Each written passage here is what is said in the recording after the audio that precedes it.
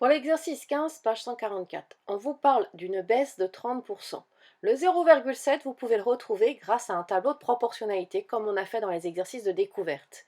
Vous avez un prix sans réduction et un prix avec réduction. Ce que veut dire votre 30%, ça veut dire que si mon article coûte 100 euros, je le paierai finalement 70 euros. Ça me permet de trouver mon coefficient de proportionnalité. Pour passer de 100 à 70, je fais fois 0,7. Rappelez-vous les exercices qu'on a fait avant, tout a été expliqué. Maintenant, je n'ai plus qu'à faire 40 fois 0,7 pour trouver mon prix que je vais payer après ma réduction. Ça me donne 28. Pour ma deuxième ligne, on me parle d'une baisse de 20%. Pour trouver par combien l'ancien prix va être multiplié, je peux revenir à un tableau de proportionnalité. Sur la première ligne, j'aurai l'ancien prix, 100 euros. Après une réduction de 20%, il ne me coûtera que 80 euros. Mon article me coûtait 260 euros avant la réduction. Maintenant, je cherche mon coefficient de proportionnalité. 80 divisé par 100 me donne 0,8. Mon coefficient de proportionnalité, c'est donc 0,8. 260 va être multiplié par 0,8. J'obtiens 208.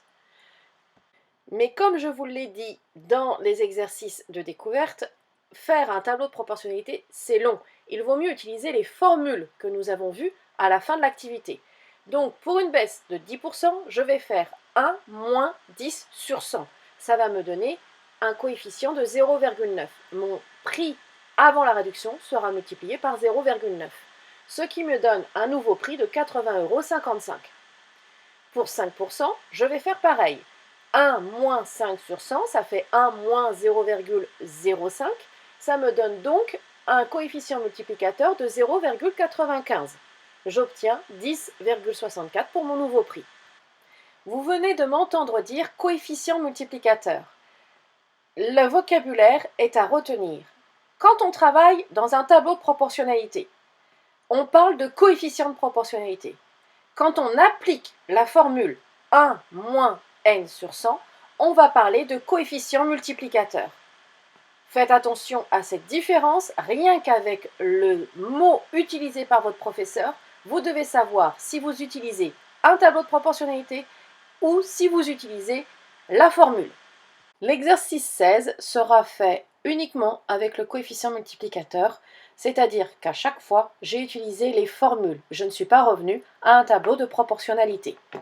Si je fais une augmentation de 30%, ça veut dire qu'un article qui coûte 100 euros va me coûter maintenant 130 euros. J'applique ma formule. Une augmentation de 30%, je fais 1 plus 30 sur 100. Ça me fait bien le 1,3 de votre énoncé. Je fais donc 70 fois 1,3 qui me donne 91. Pour une augmentation de 20%, je fais 1 plus 20 sur 100, c'est-à-dire que ça me donne 1,2. Je fais donc 310 fois 1,2, ça me donne un nouveau prix de 372 euros. Pour une augmentation de 10%, je fais 1 plus 10 sur 100. Ça me donne un coefficient multiplicateur de 1,1.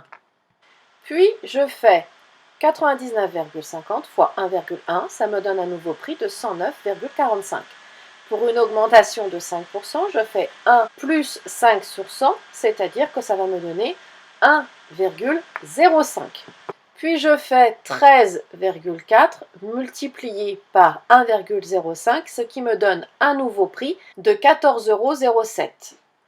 J'aurais bien entendu pu faire cet exercice avec des coefficients de proportionnalité en revenant à un tableau de proportionnalité, mais ça aurait été très long puisque pour chaque question, il aurait fallu faire un tableau avec sa légende, expliquer vos calculs, expliquer comment vous faites.